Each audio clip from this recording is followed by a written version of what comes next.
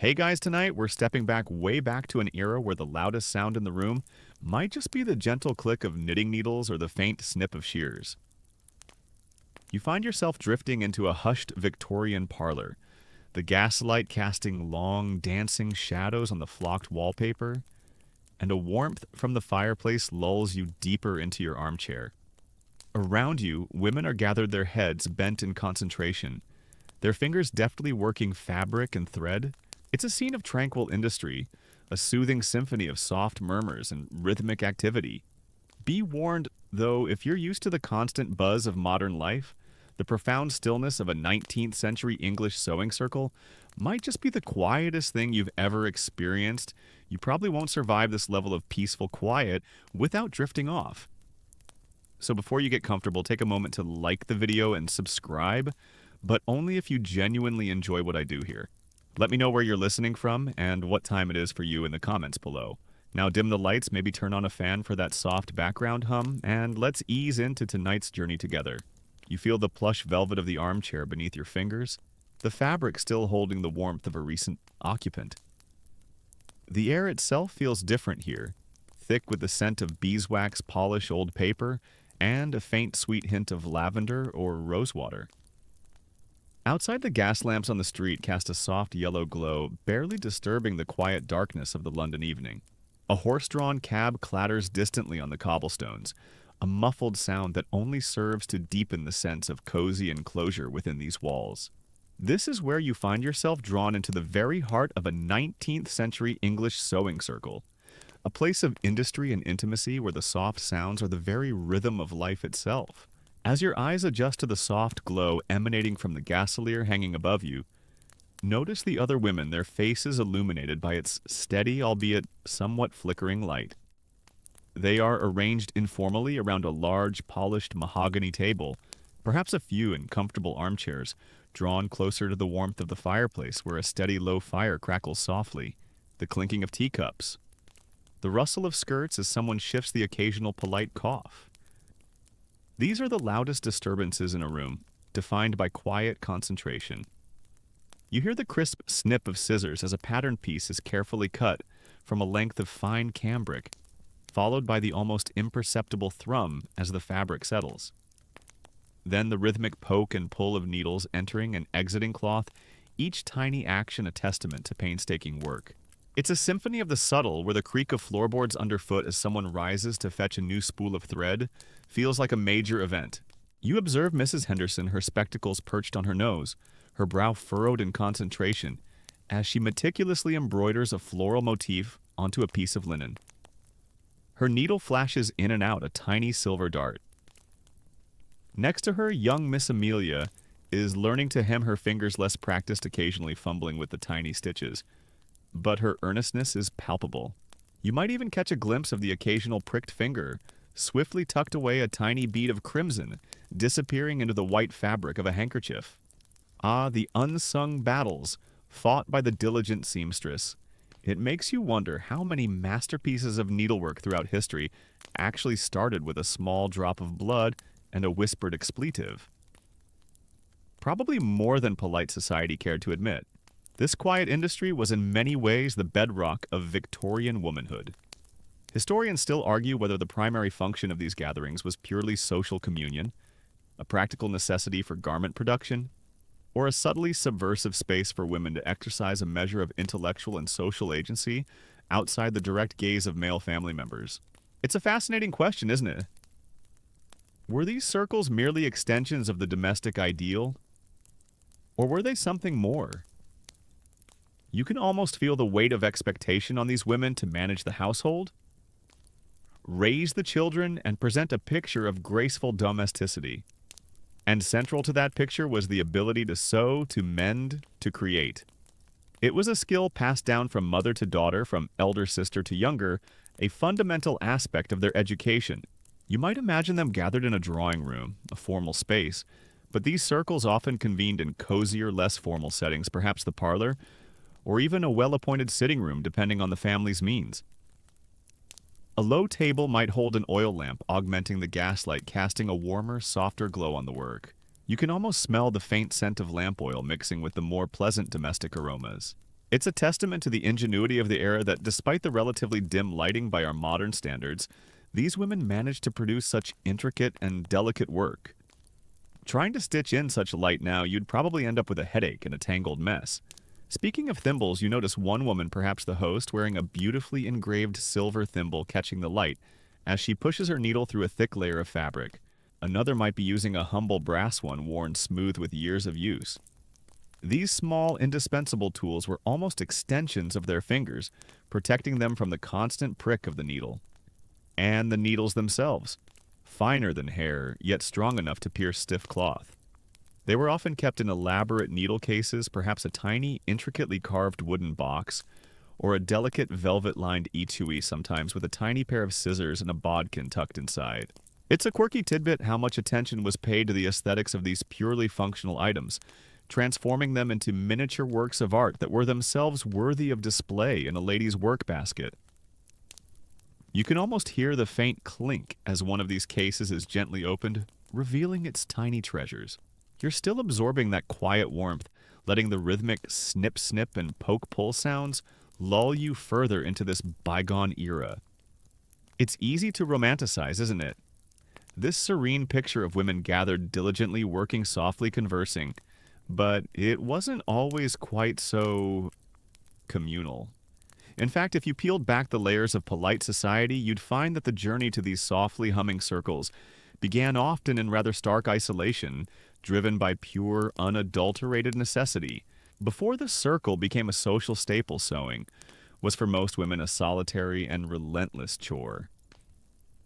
Imagine, if you will, that you were a young woman in the early 19th century, perhaps even a bit earlier, before the full bloom of Victorian domesticity. Your days are long filled with a myriad of tasks, and among the most demanding is the endless textile work. You might sit by a single window catching the meager daylight, or by the hearth in the evenings, straining your eyes in the flickering firelight, just you and your needle. The only sounds would be the soft hiss of the flames, perhaps the distant bleating of sheep or the insistent prick of a needle against your thumb. It was less cozy craft session and more economic imperative. But humans are by nature social creatures. Even the most introverted among us eventually crave a bit of company, a shared laugh, or simply the presence of another human being. And so slowly, organically, the solitary act of sewing began to coalesce into something more. Women began to realize that perhaps 2 or 3 or 5 heads were better than one when figuring out how to alter a dress or mend a stubborn tear. These informal exchanges of knowledge tools and moral support were the embryonic stirrings of what would become the formal sewing circle. It was a pre-internet peer-to-peer knowledge-sharing network, only much quieter and with better tea. Historians still argue whether the transition from solitary necessity to communal gathering was primarily driven by economic efficiency, social connection, or a burgeoning sense of female identity in a rapidly changing world. As the 19th century progressed, especially with the expansion of the middle class, a fascinating shift occurred. For some women, the sheer burden of all garment creation began to lessen. They might employ a seamstress for heavier work, or purchase some ready-made basics, freeing up their time for more refined needlework, and crucially for social engagements. This is where the mainstream historical fact comes in the burgeoning leisure time available to middle-class women. Particularly those who managed households with domestic staff, significantly contributed to the rise and flourishing of these social sewing circles. It wasn't just about mending a ripped frock anymore, it was about connection, cultural enrichment, and establishing social standing. You see, the more elaborate your embroidery, the more leisure time you clearly had, and therefore the higher your social standing. It was a quiet flex, if you will. For a quirky tidbit, consider the phenomenon of friendship quilts. Imagine an ongoing project where each woman would contribute a block, perhaps embroidered with her initials, a meaningful symbol, or even a tiny drawing. These weren't just blankets. They were tangible records of friendships, of shared time, of collective effort. The sounds involved in such a project would be fascinating, the collective sigh of satisfaction. As a particularly intricate block is finished, the quiet consultation. Over fabric choices, the satisfying thunk of a large quilting frame being assembled. It was a way of literally weaving their lives together, stitch by stitch. So from the solitary woman hunched over her mending, Driven by pure economic necessity, you see the subtle, beautiful transformation. The sounds became layered. The soft snip of a single pair of scissors multiplied by many, the individual poke-pull of a needle joined by a chorus of rhythmic movements, all underscored by the gentle hum of conversation and companionship. It wasn't just about the stitches anymore, it was about the moments between them. You're still feeling that shared sense of community, aren't you? That quiet satisfaction born from collective effort. Now let's drift even deeper, letting your senses absorb the very space where these tranquil gatherings unfolded. We're moving beyond the simple fact of a gathering to immerse ourselves in its specific crucible, the 19th century English parlor. This wasn't just any room. It was the stage, the canvas, the very heart of the Victorian home, a place carefully curated to present an image of respectability, comfort, and above all, domestic bliss. As you settle further into your imagined armchair, you take a moment to truly see the room around you. The gaslight from the central chandelier casts a soft, warm glow, but it's not the harsh, uniform light of our modern electric bulbs. Instead, it seems to pool and dance, creating pockets of gentle illumination and deep, velvety shadows in the corners. Perhaps a strategically placed oil lamp on a side table adds another layer of warmth, its wick trimmed, just so producing a steady, unwavering flame. You might even notice the faint, almost imperceptible hiss of the gas escaping from its jets, a very faint background hum to the quiet industry. The furniture itself speaks volumes. Heavy dark wood, mahogany, walnut, rosewood, polished to a gleaming sheen reflecting the gaslight like still pools of dark water. Plush upholstery in deep jewel tones, emerald green velvet, ruby red damask, or perhaps a rich sapphire blue brocade. You can almost feel the softness of the velvet beneath your hand, the slight resistance of the woven patterns. Around the room you observe the countless decorative touches that marked a proper Victorian parlor. The walls perhaps adorned with heavily patterned wallpaper, framed paintings and mirrors. And then there are the textiles heavy velvet or brocade curtains, drawn against the evening chill, silencing the outside world.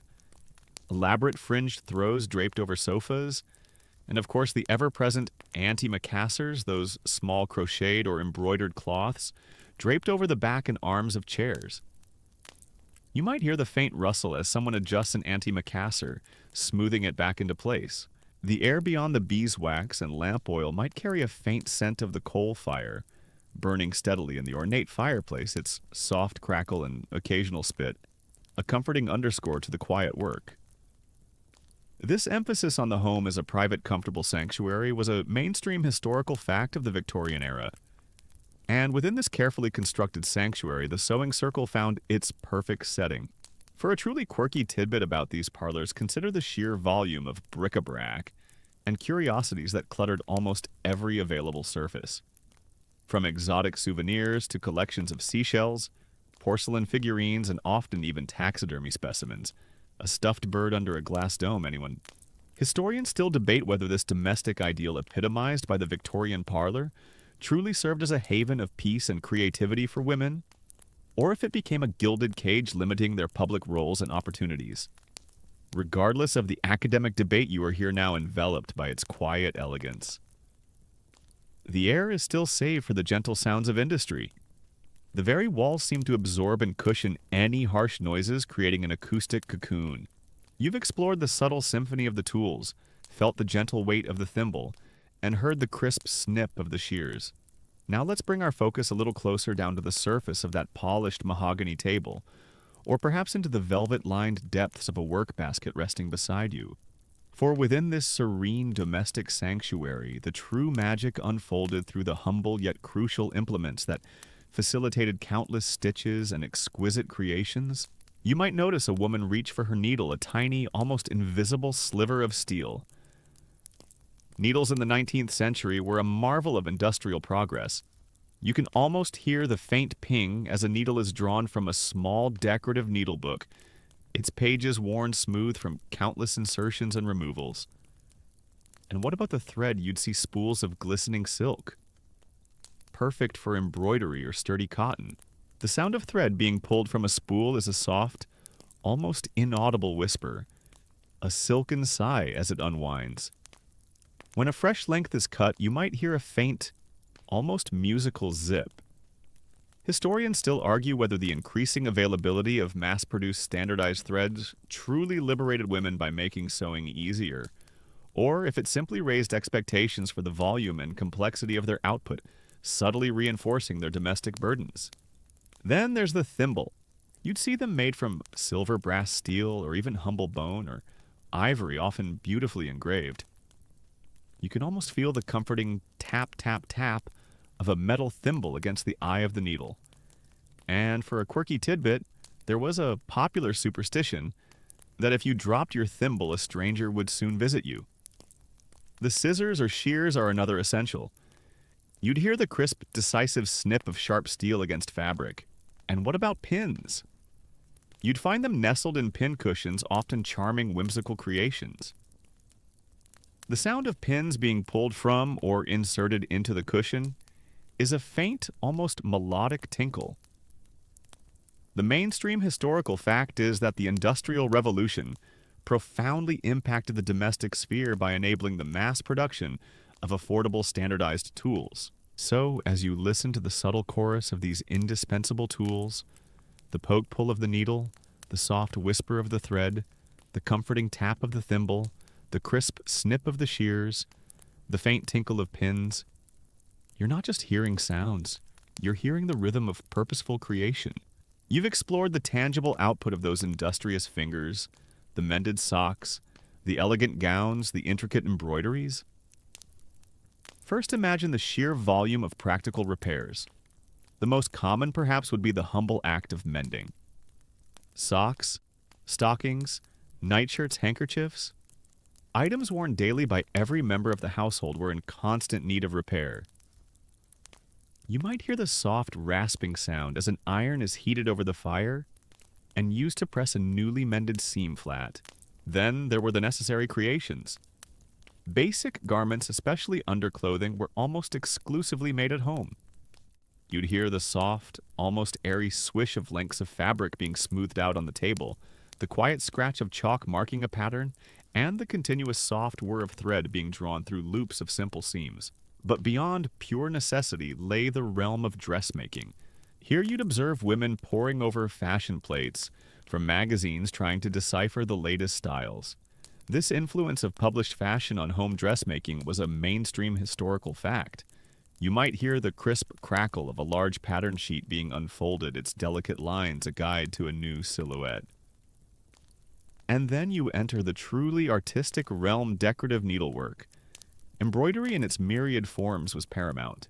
The sounds here are different.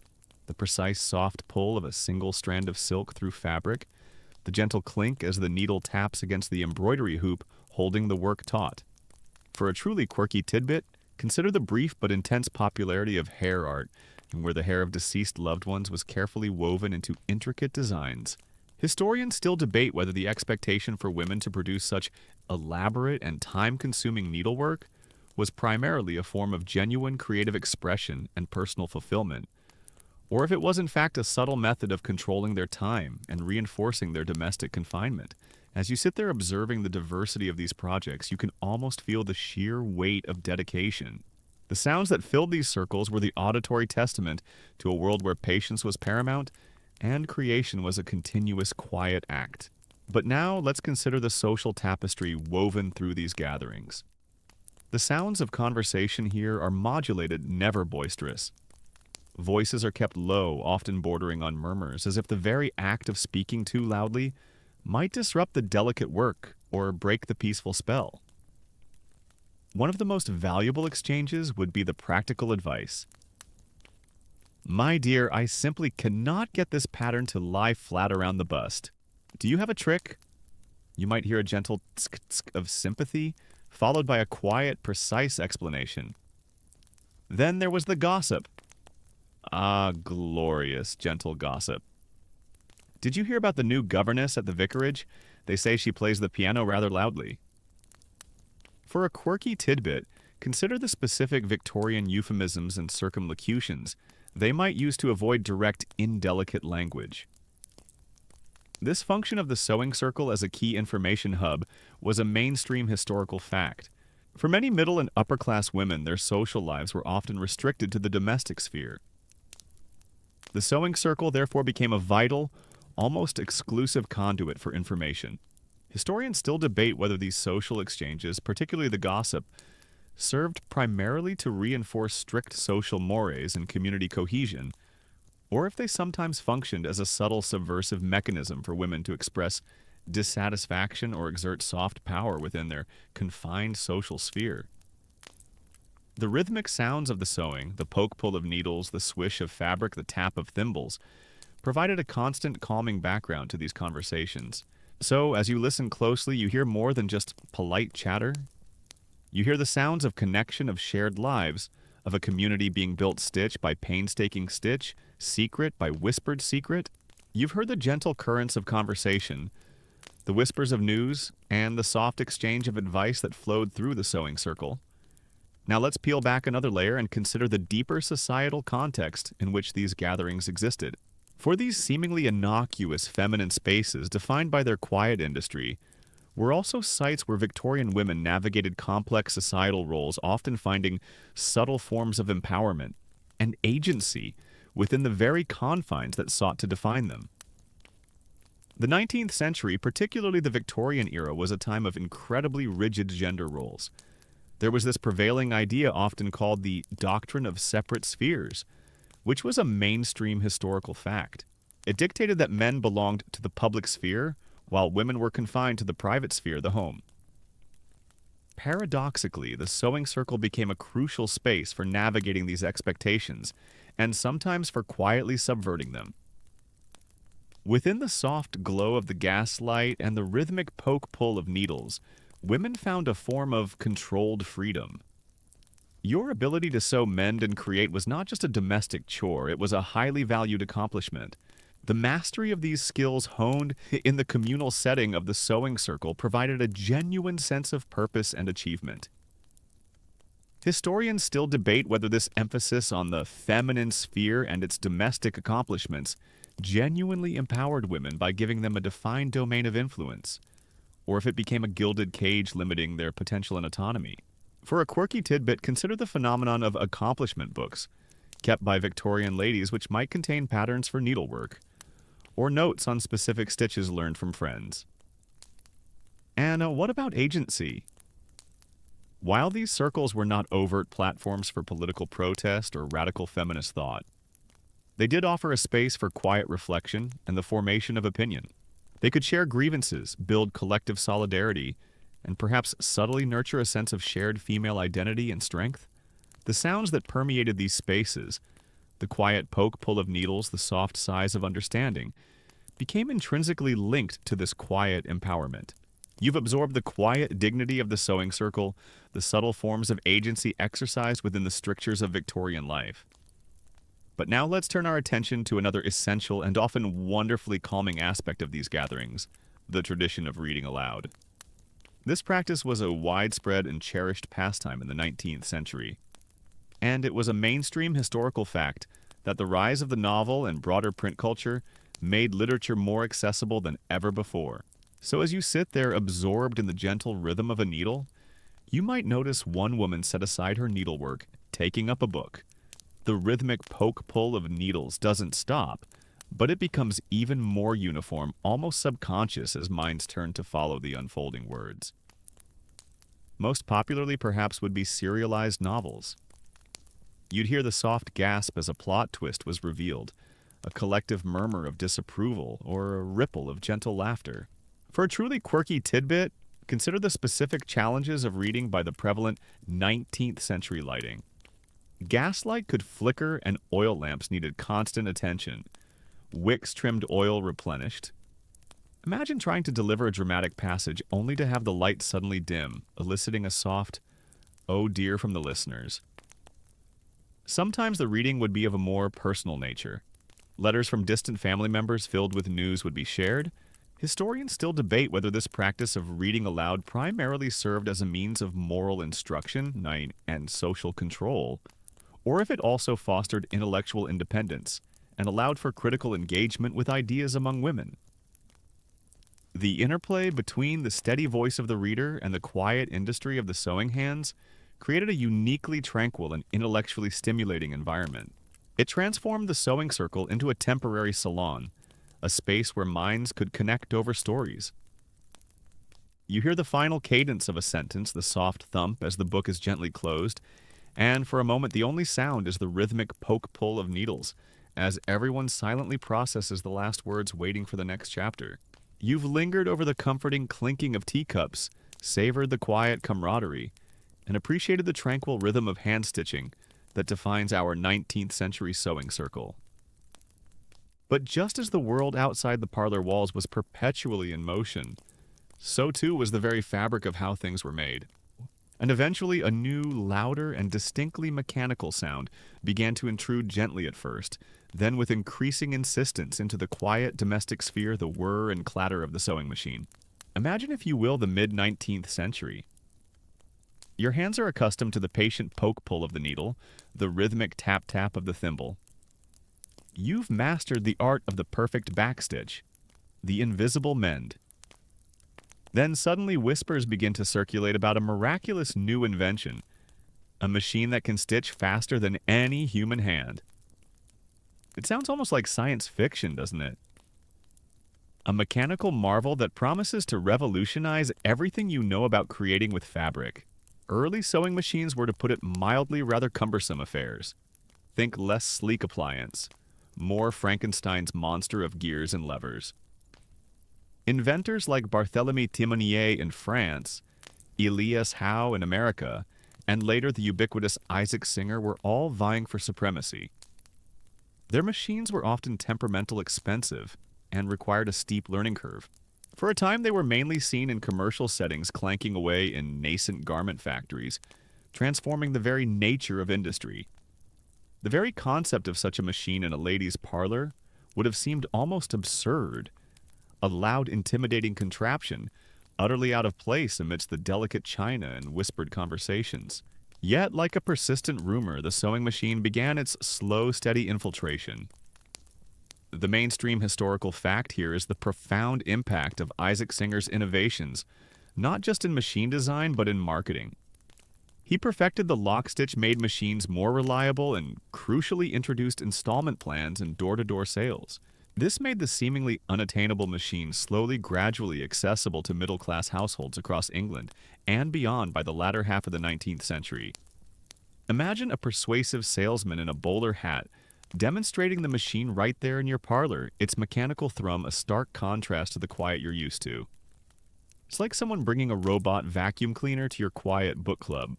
When the sewing machine finally arrived in a home, perhaps with a triumphant thump as it was set onto a specially reinforced table, it brought with it a completely new set of sounds. No longer the gentle poke and pull. Now it was a rhythmic, almost relentless work ladder, as the treadle was pumped by foot, driving the needle up and down at an astonishing speed. You'd hear the mechanical snap as the bobbin was inserted, the faint grind of gears, and the soft, continuous hum of the machine's inner workings. For hands accustomed to the tactile intimacy of fabric and needle, this was a whole new experience. It required a different kind of focus, a mechanical precision, rather than an organic flow. Initially, there was a fair bit of skepticism, perhaps even resistance. Some found the machines noisy, ugly, or simply too complicated. There was a prevailing sentiment in some circles that using a machine was somehow unladylike, taking away from the virtue of hand-stitching. Imagine the gentle sarcasm, "Oh, look, dear, Mrs. Davies has bought one of those loud contraptions. Whatever will become of her delicate touch?"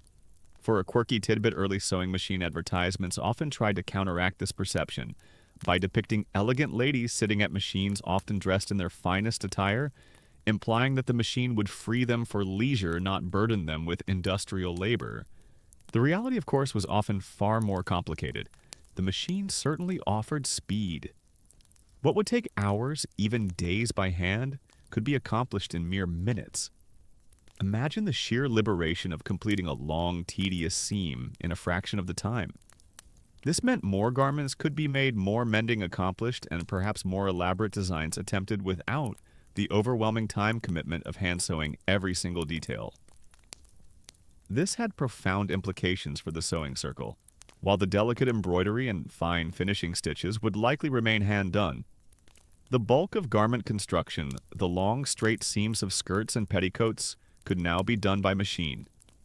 You might hear the quick thrum, thrum, thrum of a machine completing a seam in the background, a stark contrast to the quiet concentration of a woman still hand-stitching a buttonhole. Historians still debate whether the advent of the domestic sewing machine was ultimately a liberating force for women, freeing up their time for leisure and intellectual pursuits, or if it simply raised expectations for their domestic output, forcing them to produce more garments and more elaborate household items, thereby increasing their domestic burden. Did it give women more free time, or just make them more efficient domestic laborers? It's a question that echoes even today with modern conveniences, isn't it? The sounds in the parlor, once solely dominated by human-powered industry, now began to include a new metallic chorus. The steady clickety-clack of the needle bar, the thump-thump of the treadle, the faint creak of the belt turning the flywheel. These were the sounds of progress of a world rapidly changing even within the confines of the quiet home. It was a gentle intrusion, perhaps, but an undeniable one. The sewing machine didn't replace the hand entirely, especially for fine details or personal touches, but it redefined the boundaries of domestic textile work. So, as you listen, you hear the quiet whir of an era on the cusp of significant change. The gentle rhythm of hand sewing, a practice as old as time now, shares the stage with the energetic pulse of mechanization. It's a sonic snapshot of a moment when tradition and innovation met, sometimes clashing, sometimes complementing, but always subtly altering the quiet tapestry of the 19th century English sewing circle. You've witnessed the arrival of the mechanical intruder, that rhythmic whir-clatter of the sewing machine, a symbol of progress that forever altered the landscape of stitching. But even as the modern age gently nudged aside the purely manual, one aspect of the sewing circle remained steadfast, deeply rooted in the Victorian ethos, the commitment to charitable endeavor. For beneath the surface of social calls and polite gossip, often at the very heart of these gatherings lay a profound dedication to stitching for a greater good. Imagine the quiet shift in atmosphere when a meeting was dedicated to charity work. The fabrics might be coarser, less luxurious than the silks and velvets for personal garments, perhaps sturdy cotton or warm flannel. The sounds of industry would be infused with a quiet, collective purpose, a gentle hum of philanthropy in action. Victorian society placed a significant emphasis on charity and philanthropy, often driven by fervent religious belief and a burgeoning sense of social responsibility. It was a mainstream historical fact that the 19th century saw a vast proliferation of charitable organizations in Britain, many of them founded and largely run by women. Confined largely to the domestic sphere, philanthropy offered women a sanctioned, respectable avenue to exert influence and engage with the wider world, addressing the stark social inequalities that industrialization often exacerbated. The sewing circle was a perfect micro-environment for this impulse, a place where compassion could be literally woven into fabric. One of the most common and vital charitable projects was making clothing for the poor, for workhouses, or for orphanages. You might hear the crisp swish of lengths of plain linen being cut, the consistent thump-thump of a treadle sewing machine, if available, as long straight seams were rapidly stitched, or the steady soft poke-pull of many hands working on simpler, unadorned pieces. Beyond basic garments, sewing circles often produced linens for hospitals and infirmaries. Imagine the hundreds of bandages that needed to be rolled, the sheets and pillowcases that needed to be mended or made anew. Then there were the missions both at home and abroad. Women would sew clothing for missionaries or for the communities they served in distant lands. For a quirky tidbit, during conflicts like the Crimean War, mid-1850s sewing circles across Britain mobilized to provide comforts for soldiers. This wasn't just socks and bandages. It could include small hand-sewn pincushions with inspirational messages, knitted caps with peculiar ear flaps, or even tiny pouches of tobacco. Imagine a group of ladies earnestly debating the optimal design for a soldier's knitted cap, their needles flying with patriotic zeal. Sometimes the sewing wasn't directly for donation, but for fundraising. Circles would produce elaborate pieces of fancy work to be sold at charity bazaars or church fetes. Historians still debate whether Victorian charity work, while undoubtedly providing essential aid, primarily served as a genuine expression of compassionate outreach, or if it also reinforced existing class distinctions and subtly maintained social order by promoting deference and distinguishing between the deserving and undeserving poor.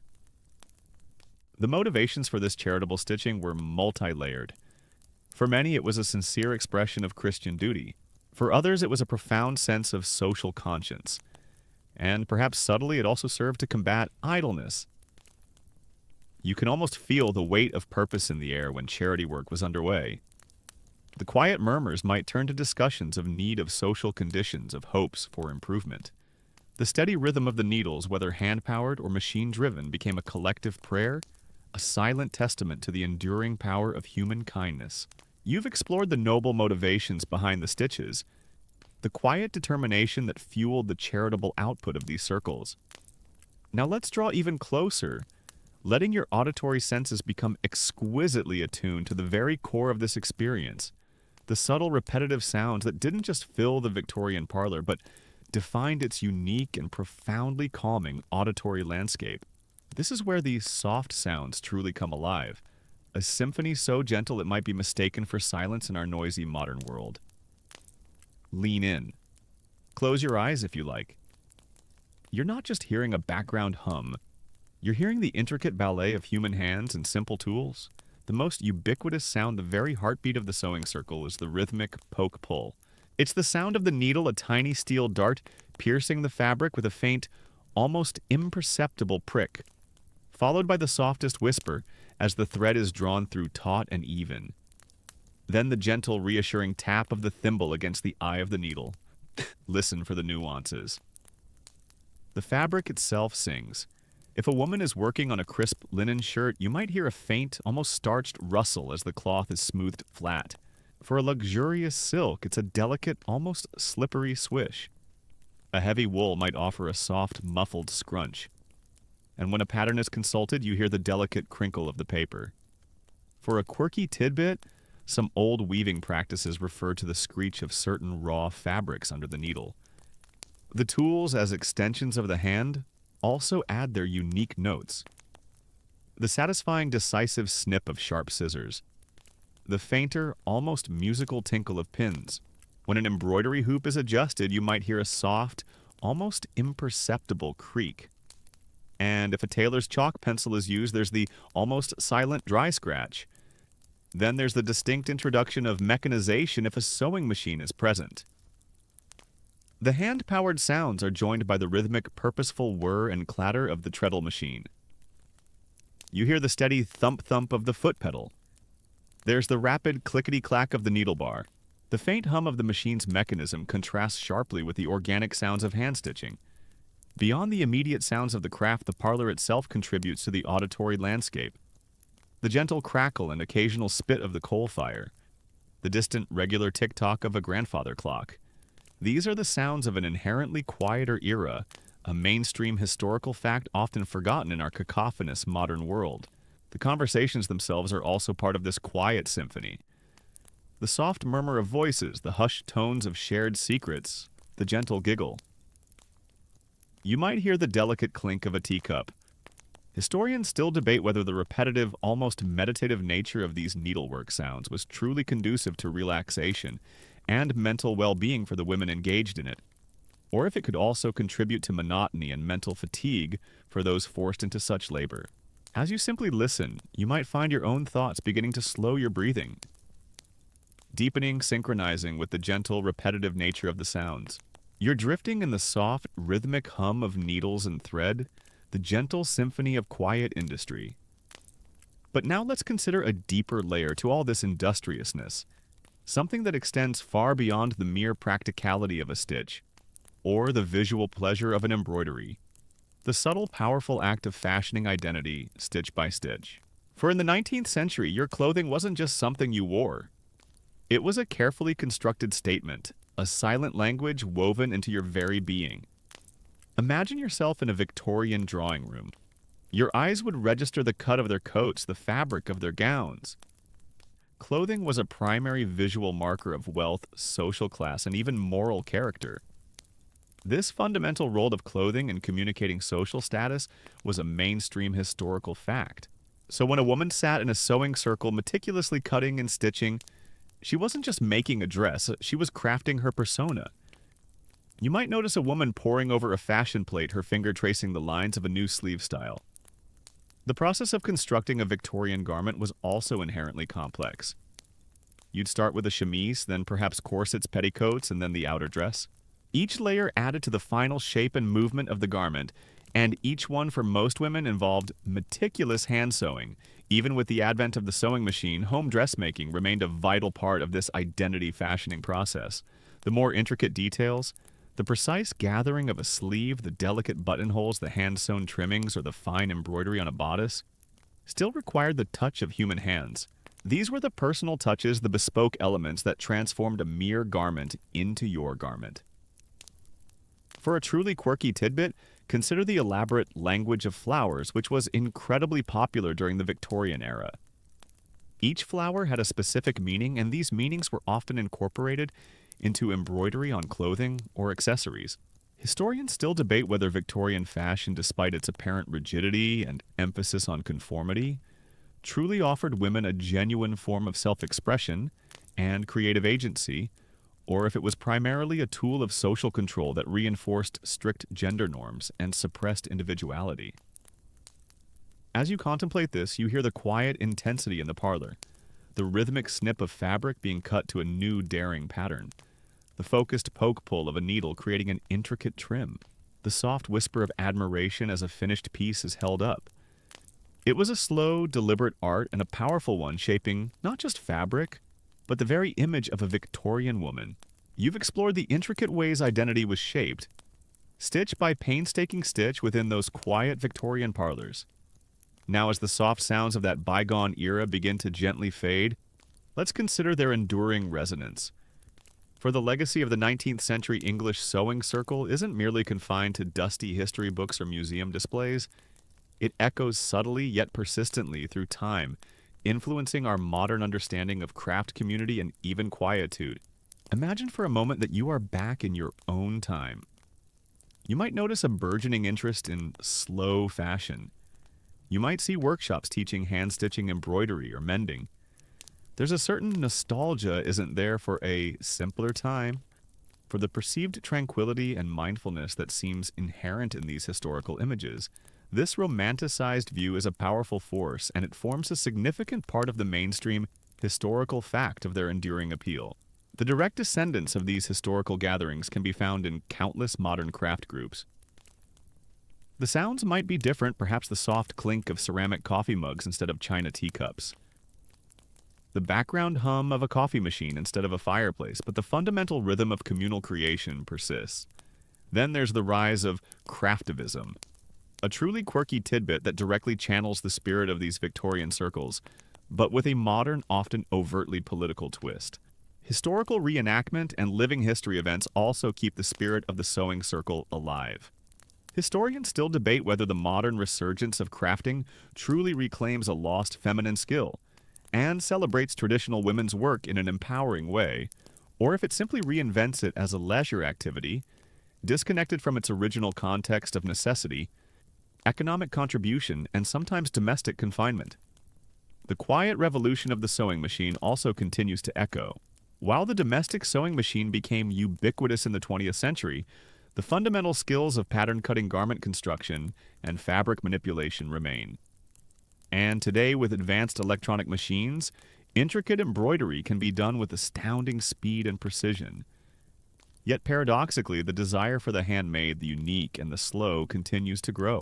So, as you reflect on the 19th century English sewing circle, you realize its legacy is not just about the garments made or the conversations shared. It's about the enduring human need for connection, for creation, for a quiet space where the mind can focus and the hands can work. The sounds that linger are not just historical recordings. They are faint echoes in your own life. The soft whisper of fabric as you fold laundry, the gentle click of a pen, the rhythmic tap-tap of your own thoughts. They remind you that even in our modern lives, there are moments of quiet industry, of calm focus, that connect us unconsciously to those women in lamplit parlors, patiently stitching century after century. It's a comforting thought, isn't it? You've journeyed through the intricate stitches of history, traced the subtle shifts from necessity to social ritual, from quiet handwork to the gentle hum of early machines, and explored the enduring legacy of these quiet gatherings. Now, as our time in the 19th century English parlor gently draws to a close, let's allow ourselves one final deep immersion into its most profound quality, the lingering softness. This isn't just about the absence of noise, it's about a particular kind of peaceful presence, a calming essence that still whispers through the centuries. You are still there in that lamplit room. Feel the warmth emanating from the fireplace, its soft crackle, a steady, ancient comfort. The air is still perhaps carrying the faint, sweet scent of beeswax polish or a whisper of dried lavender from a nearby sachet. You hear the rhythmic cadence of the needle, the soft poke-pull, the gentle tap-tap of the thimble, a sound so consistent, so unassuming, yet so deeply reassuring. It's the sound of quiet purpose, of focused attention, a simple rhythm that can soothe the busiest mind. Listen closely for the textures translated into sound, the soft rustle of cotton, the silken swish of a more luxurious fabric. As it's smoothed across the table, the delicate crinkle of a paper pattern being folded. Each sound is hushed, contained a quiet testament to the meticulous care involved in every stitch. Even the mechanical sounds of the sewing machine, when present, take on a quieter, more repetitive rhythm here, a gentle whir-clatter that becomes almost hypnotic, a consistent, predictable presence rather than an intrusive one. The conversations, too, embody this lingering softness. They are murmurs, whispers, gentle agreements, and soft exclamations. You might hear the polite clink of a teacup being set down a gentle punctuation mark in a shared story. The occasional soft sigh of contentment or a quiet shared chuckle barely audible adds to the human warmth, without breaking the spell of tranquility. This profound quietude, a mainstream historical fact of domestic life in an era largely untouched by electric motors or digital screens, allowed for a deeper internal quiet. For a quirky tidbit, consider how this very absence of external noise amplified internal thoughts, and the subtle unspoken communication within the circle. You might have noticed a glance, a slight nod, a shared smile that spoke volumes more than any shouted conversation could. Historians still debate whether this idealized softness and tranquility of these domestic scenes truly reflected the universal lived experience for all Victorian women, or if it often masked underlying tensions, unspoken burdens, and profound loneliness that were not outwardly expressed within the confines of polite society. But for tonight, as you drift further into comfort, let's embrace the ideal. You are enveloped by the pervasive sense of peace, the calming influence of hands, busy with purpose and minds engaged in gentle connection. It's a quietude that doesn't demand, but simply offers. The rhythmic repetition of the stitches, the soft warmth of the fire, the diffused glow of the gaslight, they all combine to create a sensory cocoon, shielding you from the outside world. You feel the weight of the fabric, the simple dignity of the work. You hear the very air of the parlor still and deep, allowing every soft sound to resonate. The whispers of the past are not ghosts. They are gentle guides leading you deeper into relaxation. This is the enduring legacy of the sewing circle's quiet magic, the power of stillness, the comfort of creation, and the profound calm found in the softest sounds of history. The gentle poke-pull of the needle fades, now becoming a distant echo, almost imperceptible. The soft rustle of fabric settles into a deep, comforting stillness. The warmth from the gaslight softens further, blurring the edges of the room, turning the rich dark wood into liquid shadow. You hear only the quiet slowing of your own breath, the gentle rhythm of your heart, a peaceful cadence. All the whispers, all the clinking, all the industry of the parlor melts away, leaving behind a profound sense of quietude. The stories are told, the stitches are complete, and the women of the circle have receded into the comforting mists of time, leaving only a lingering softness in their wake. Let that stillness wash over you, a soothing wave, inviting your own mind to drift free and untroubled. There's nothing left to do, nowhere else, to be just this quiet, enveloping peace. You are safe, you are warm, and you are surrounded by the gentle echoes of history. Drift now, let the soft sounds carry you. End of script. Sweet dreams.